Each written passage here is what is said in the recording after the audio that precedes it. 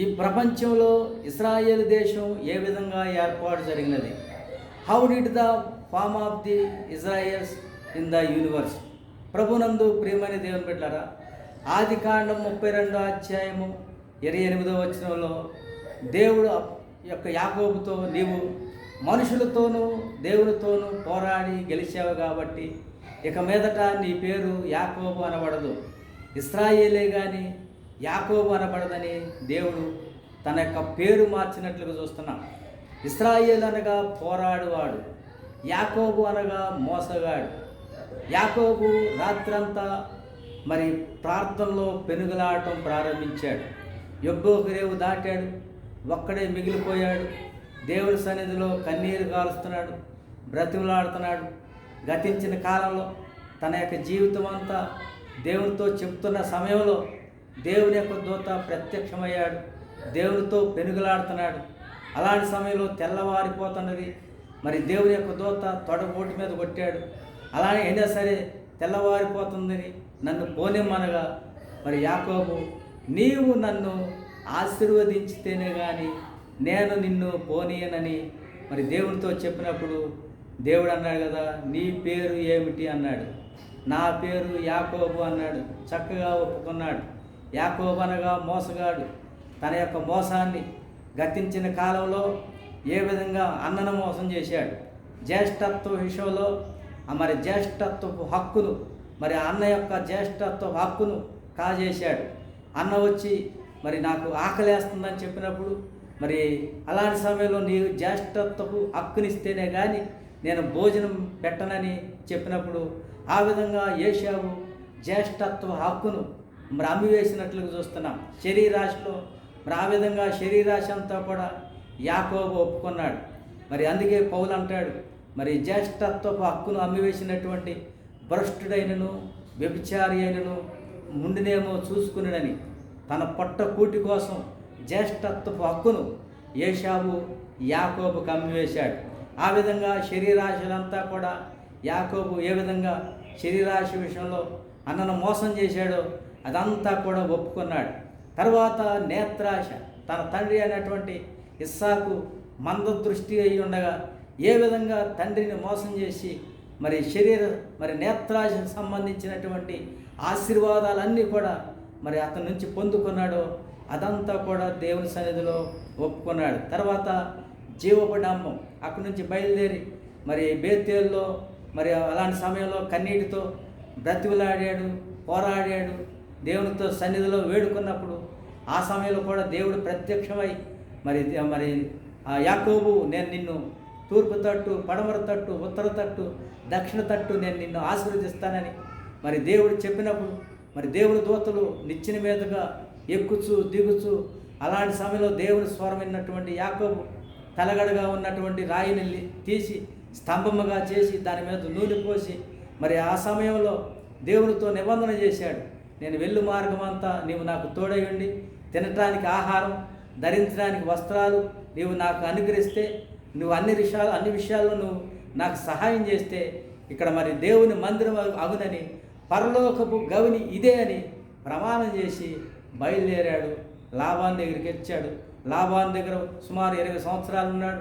మరి అలాంటి సమయంలో ఒంటరిగా వచ్చినటువంటి లాబాను దగ్గరికి వచ్చి ఆ గొర్రెలను కాస్తూ మరి భార్యల్ని, పిల్లల్ని, బహుమంది పనివారిని మరి లాబాను మోసం చేసి ఆ యొక్క ఎన్నో మరి గొర్రెలను సంపాదించుకొని విస్తారమైనటువంటి మరి ఆస్తితో బయలుదేరుతూ మరి సమాధానం లేక వెనక చూస్తే లాబాను, ఎదరు చూస్తే అన్న, ప్రాణభయంతో సమాధానం లేక నెమ్మది శాంతి లేక ఒక్కడే మిగిలిపోయి అందరినీ పంపించేసి యబ్బోకు రేవు దాటాడు. దేవుడి సన్నిధిలో నిలబడ్డాడు.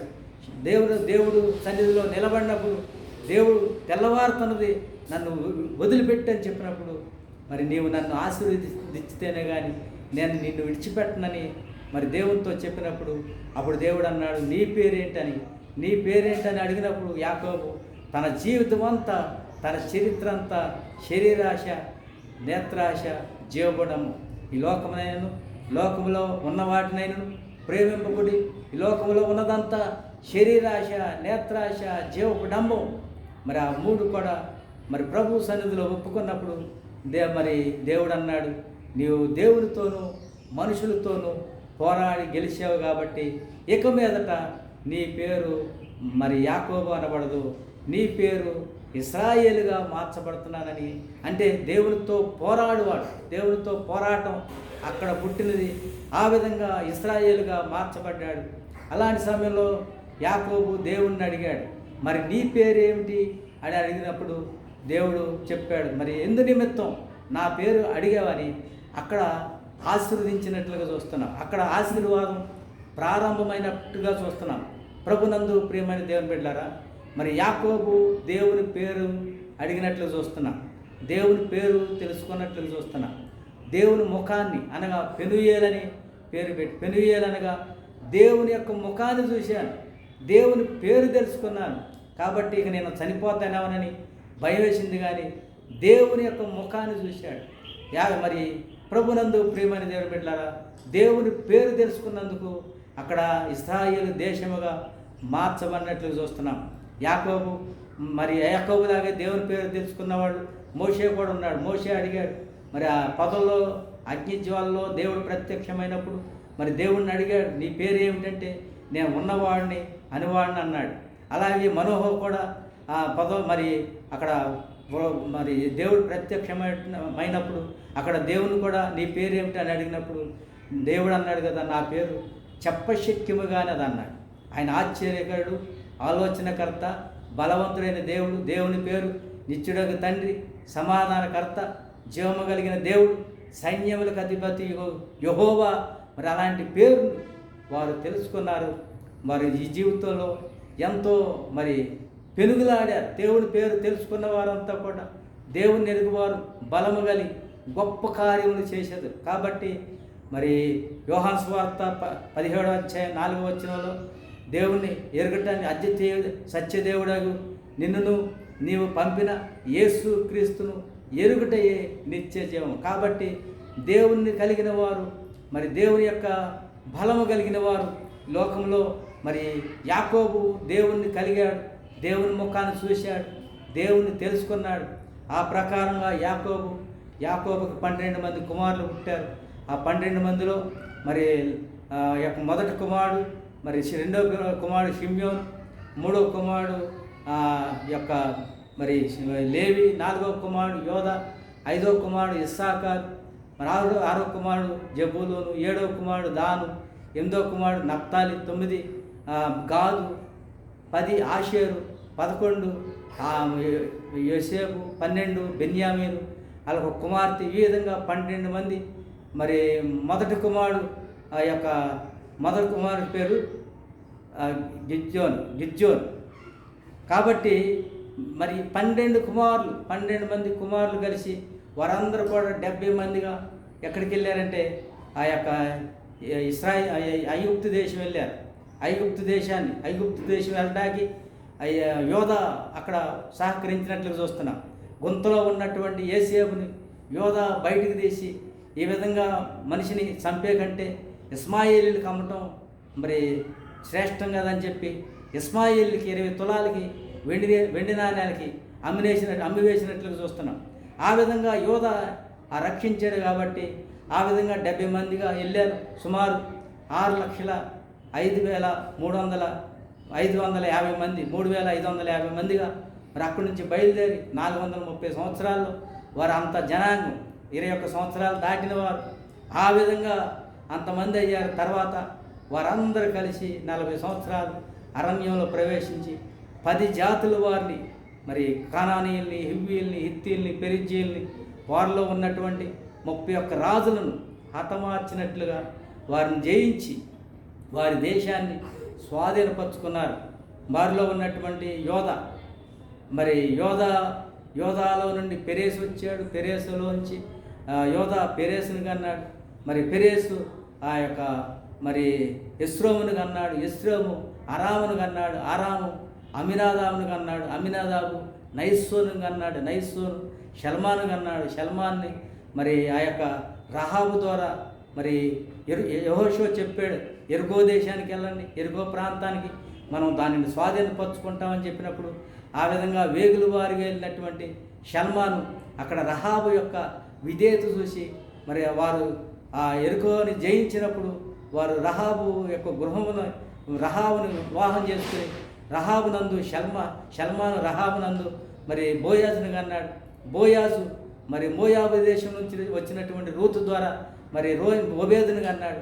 ఓబేదు యష్యాను కన్నాడు. యష్యా దావీదును కన్నాడు. దావీదు మరి యొక్క ఉరియా భార్యానందు మరి సొలొమోను కన్నాడు. సొలొమోను రెహబామును కన్నాడు.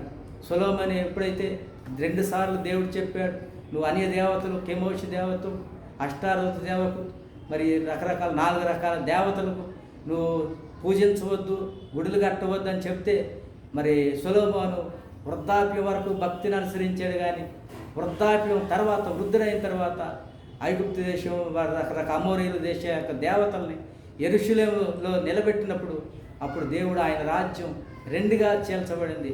ఇశ్రాయేలు దేశం 10 గోత్రాలకి మరి 2 గోత్రాలకి యోధా దేశముగా మార్చబడినటువంటి వారు యోధా రాజులు, ఇశ్రాయేలు రాజులు చాలా కాలం కొనసాగింది. ఆ తర్వాత వారు మరి అశ్వీరులు వచ్చి వారిని జయించారు. మరి బబులోనీయులు వచ్చి కొంతకాలం జయించారు. తర్వాత పర్షియా సామ్రాజ్యం మాదీలు వచ్చి వారిని జయించారు కొంతకాలం. మరి వారు గ్రీకు రాజులు వచ్చి వారిని జయించారు. ఆ విధంగా రకరకాల మరి రాజుల చేత రోమా సామ్రాజ్యం వచ్చి వారిని జయించిన దినాల్లో మన ప్రభు అయినటువంటి యేసుక్రీస్తు వారు మరి అబ్రహాము నుంచి 42వ తరానికి చెందినటువంటి మరి అబ్రహాము నుంచి ఆ యొక్క దావీదు వరకు 14 తరాలు, దావీదు నుంచి ఆ యొక్క యూదులు బబులోనుకు కొనిపోబడిన దినం వరకు 14 తరాలు, యూదులు బబులోనుకు కొనిపోబడిన దినం నుంచి మన ప్రభు అయినటువంటి యేసుక్రీస్తు వారి వరకు 14 తరాలు, సుమారు 42 తరాల తర్వాత మన ప్రభు అయినటువంటి యేసుక్రీస్తు వారు వచ్చినట్లు చూస్తున్నాం. కాబట్టి ప్రభునందు ప్రియమైన దేవుని బిడ్డలారా, ఆ విధంగా మరి యేసు ప్రభు వారిని మరి వారంతా కూడా సిలువ వేయండి అని పిలాతు ముందు కేకలేశాడు. అలాంటి సమయంలో పిలాతు చేతులైతే కడుక్కున్నాడు, కానీ వారైతే ఈ పాపం మరి ఎందుకు అని పిలాతు తప్పించడానికి చూశాడు. కానీ ఈ పాపం వారు సిలువ కైసరు అవగిస్తే మాకు చక్రవర్తి, కానీ మరి ఆయన మాట వినకపోతే ఎవరు మాకు రాజు లేడని చెప్పినప్పుడు మరి ఆ విధంగా సిలువే అని కేకలేసి మరి అప్పుడు ఆయన వారందరూ కూడా ఈ పాపం మా మీద, మా పిల్లల మీద ఉండునుగా కానీ వారందరూ ఒప్పుకున్నప్పుడు సుమారు మరి అప్పటి నుంచి మరి 1900 సంవత్సరాలు వారు అక్కడి నుంచి రకరకాల దేశాలకి మరి తరలిపోయినట్లుగా చూస్తున్నాం. ప్రభునందు తర్వాత ఈ మధ్య 1948 ఆగస్టు 14వ తారీఖున వారు స్వతంత్ర దేశంగా పిలువబడినట్లుగా చూస్తున్నాం. మరి ఇశ్రాయేలు దేశముగా మరి ఈరోజు కూడా వారు ప్రపంచంలో పోరాడుతూనే ఉన్నారు. ఎప్పటి నుంచో పోరాటం అమెరికా దేశంలో, బ్రిటన్లో మరి వారు పోరాడి తన స్వదేశానికి మరి వస్తున్నప్పుడు ఈరోజు టుడే ఈరోజు కూడా వారు 6,50,000 మందిగా మరి ఈరోజు ఉన్నారు. మరి చిన్న దేశం అయినప్పుడు కూడా మరి వారు పోరాడుతూనే ఉన్నారు. ప్రపంచంలో దేవుని బిడ్డలైన వారు పోరాడుతూనే ఉంటారు. మరి వారి చుట్టూ కూడా మరి ఆ యొక్క దేశాలు ఎన్నో సిరియా, లెబానోన్, జోర్దాన్, ఇరాన్, అలాగే లిథియా, అలాగే సౌత్ అరేబియా, ఈ 7 దేశాలు కూడా వారి చుట్టూ ఈ రోజున పోరాటంలో ఉన్నారు. కారణం ఏంటంటే వారిలో ఒకడు 1000 మందిని తరుముతాడు, ఇద్దరు 10,000 మంది తరుముతారు. ఇశ్రాయేలు అనగా దేవునితో పోరాడువాడు. దేవుని యొక్క రాజ్యం, దేవుని యొక్క సమాధానం, దేవుని యొక్క ఆనందం, వారి దేవుని నీతి వారు కలిగి సేవిస్తున్నారు. కాబట్టి ఇశ్రాయేలీయులు దేవుడని వారు నిజదేవుడైనటువంటి దేవుణ్ణి కలిగి ఉన్నారు. కాబట్టి వారి పోరాటం వారి ప్రభువు రాకడ వరకు కూడా కొనసాగుతుందని దేవుని లేఖనం సెలవిస్తుంది. కాబట్టి ప్రభునందు ప్రేమని దేవుని బిడ్డలారా, నీవు కూడా ఆత్మీయంగా మరి ఇశ్రాయేలీయుడువా? నువ్వు కూడా ఆత్మీయంగా ఇశ్రాయేలీయుడు అయితే దేవుని సన్నిధిలో పోరాడతాం. ఈ తర్వాత ఆత్మీయ ఇశ్రాయేలీయులు అనగా ఎవరనేది మనం నెక్స్ట్ టాపిక్లో మనం మాట్లాడుకుందాం. కాబట్టి సబ్స్క్రైబ్ చేయండి, మరి లైక్ చేయండి. అనేక మంది దీవించబడినట్లుగా మరి మీరు సహకరించాలని ప్రభు అయినటువంటి యేసుక్రీస్తు నామములో మీరు కూడా పోరాడేవారుగా ఇశ్రాయేలు అంటే పోరాడేవారు. ఈనాడు భూమి మీద ఇశ్రాయేలీలు ఈ లోకంలో మరి పోరాడుతున్నారు శత్రు దేశాల మధ్య. దేవుడు వారికి సహకారి అన్నాడు. దేవుడు వారిని విడిపిస్తున్నాడు, మరి బంధిస్తున్నాడు. వారు ఎప్పుడైతే దేవుని సన్నిధిలో ఇష్టానుసారంగా ప్రవర్తించారో దేవుడు వారికి బుద్ధి చెబుతున్నాడు, మరలా విడిపిస్తున్నాడు. మళ్ళీ వారు కన్నీరు గార్చినప్పుడు విడిపిస్తున్నాడు. మళ్ళీ వారికి ఇష్టానుసారంగా ఉన్నప్పుడు మళ్ళీ వారిని అనేక రాజులకు అప్పచెప్తున్నాడు. ఆ విధంగా విడిపిస్తున్నాడు, రక్షిస్తున్నాడు, విడిపిస్తున్నాడు, మరి శిక్షిస్తున్నాడు. కాబట్టి అయినా సరే వారు పోరాడుతూ ఉన్నారని దేవుని లేఖనం సెలవిస్తుంది. దేవుడి మాటలు దీవించి ఆశీర్వదించునుగాక.